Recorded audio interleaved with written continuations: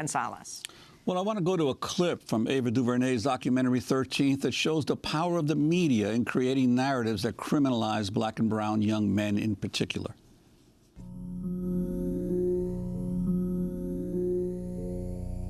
The war on drugs had become part of our popular culture in television programs like Cops. When you cut on your local news at night, you see black men being paraded across the screen in handcuffs.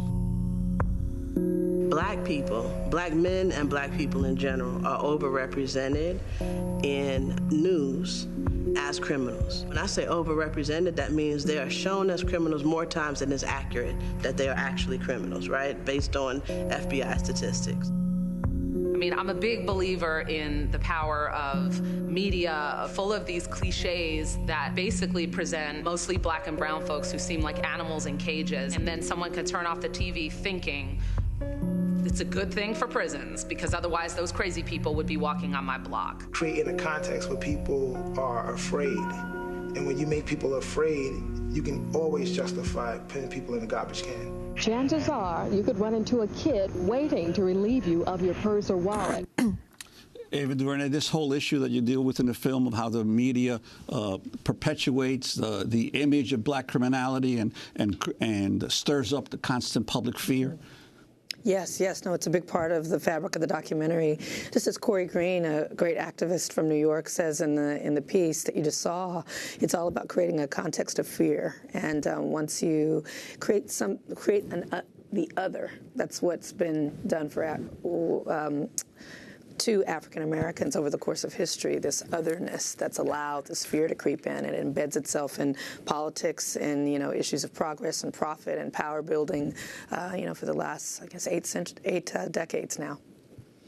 One of the things that most struck me in the film is as you deal with the policies of each president since Nixon, you then show the growth of the prison population as a result of those policies. And some of the most astounding growth, of course, occurred under Bill Clinton in the period of Bill Clinton. Yes, we start the film off with statistics that are given by Obama, and we go back through Nixon, through Reagan, through Bush 1, and through Clinton.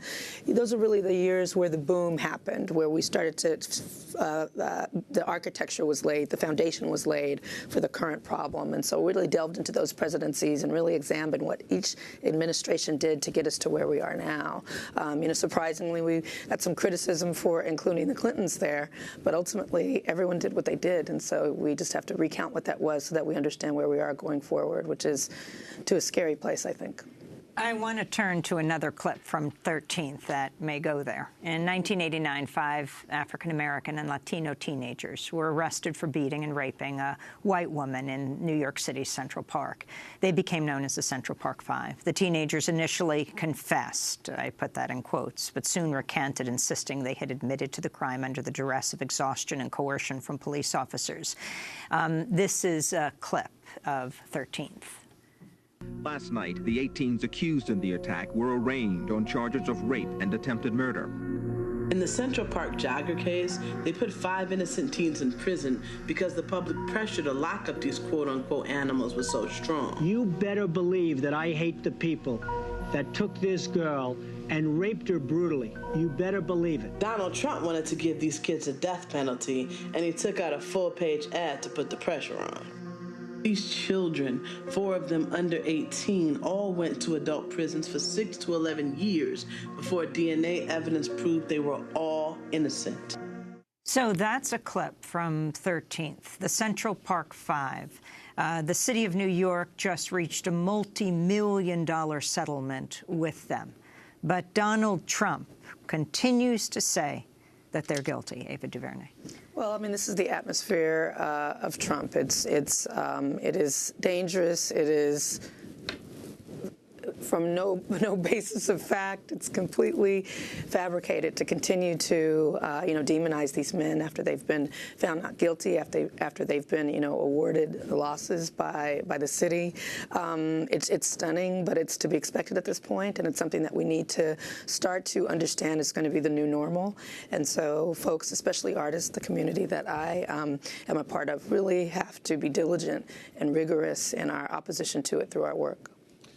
You spend a lot of time in the film dealing also with the organization ALEC and its influence in terms of how mass incarceration developed in this country, but then you also deal with how it's changed in recent years as its role has been exposed, and where they're now saying they're not going to get involved in social issues as much anymore, just economic issues. You talk about that? Right. Well, I was pretty knowledgeable about all aspects of the documentary, except ALEC. ALEC was the one thing in my own doc that I didn't know about. So the investigation, the exploration was really stunning to me, to understand exactly what it was that we have this shadowy group that is influencing and crafting our laws that we all have to abide by.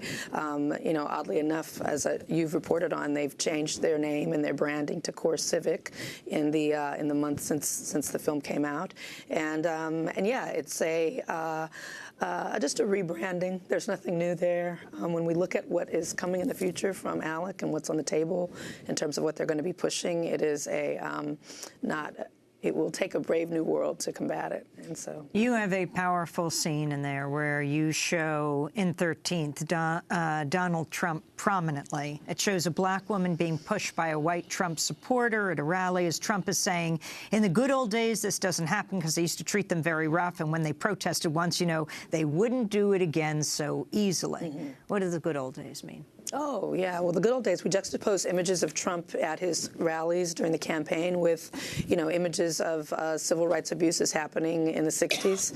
We juxtapose them against the Bloody Sunday footage out of Selma. That same atmosphere of ignorance and hate and criminalization and oppression is what, it's hard for me to say president, but what he espouses. And so that footage is important to have. It's something that I want to make sure that we're watching again, during the inauguration when he raises his hand. And I think it's going to be a real sobering moment for the country when you see the power of images, the power of him taking the oath.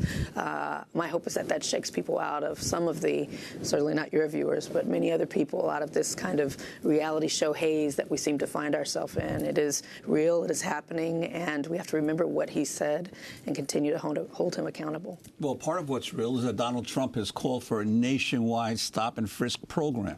This is Trump speaking in September at a town hall meeting in an African-American church in Cleveland hosted by Fox News. There's been a lot of violence in the black community. I want to know, what would you do to help stop that violence, black on black crime? Right. Well, one of the things I'd do, Ricardo, is I would do stop and frisk. I think you have to. We did it in New York. It worked incredibly well. And you have to be proactive. And, you really help people sort of change their mind automatically. You understand. You have to have, in my opinion, I see what's going on here. I see what's going on in Chicago. I think stop and frisk. In New York City, it was so incredible the way it worked. Now, we had a very good mayor, but New York City was incredible the way that worked. So I think that would be one step you could do. Of course, Trump there is rewriting some of the history. In New York, it was declared unconstitutional by a federal judge, and the way it was being implemented in New York. And at one point, it was up to 700,000 people a year were being stopped by New York City police. It's a jaw dropper, and the fact that it's just kind of embraced. It's why shows like yours and the work that documentarians are doing across the board is so important. This fake news, this complete rewriting and distortion of history is how we will continue to go to a more dangerous place. And so it takes, calling it out whenever we see it, playing it again, making sure people listen, fact-checking this stuff. You only hope some of this gets through to folks. Ava, your film has been shortlisted for an Oscar, and you're in the midst of filming that children's classic, A Wrinkle in Time, making you the first woman of color to direct a live-action $100 million film. How do you feel about this distinction? The firsts are bittersweet to me because I know that I know for a fact and personally, women who are far more brilliant, far more talented than I, who came at a time when there were no opportunities for them to do the things that I'm doing. So I can't just take all the firsts and, pop my collar about it and feel good about it. I take it and I make sure that every time those firsts are brought up that I say the name of Julie Dash and Ezra Palsy and Nima Barnett and Ayoka Shinzira and the wonderful women who came before, black women women who didn't get the opportunity to do the things that I did. And so yes, bittersweet, but we move forward. And choosing A Wrinkle in Time. Wrinkle in Time, this is you know the book. It's a book that captured my imagination when I read it. It's a story of a girl traveling the universe in search of her father, and in doing so, she finds herself a true heroine, a mix of social commentary and science and spirituality. And who doesn't want to get their hands in that? So I'm very grateful and having a good time. Well, we're very grateful for your work. We want to thank you so much for spending this time. Ava DuVernay, director of 13th. It is up for an Oscar with her previous film, Selma. Ava DuVernay became the first African-American female director to have a film nominated for Best Picture at the Academy Awards. Now, 13th is nominated for an Oscar for Best Documentary. It's shortlisted for an Oscar for Best Documentary. That does it for our broadcast. Democracy Now! Produced by Mike Burke, Nermeen Sheikh, Carla Welsler, Augustus Dina Gester, Sam Malkoff, Ravi, Karen, Honey Massoud, Sharina Nadura, Andre Lewis. I'm Amy Goodman with One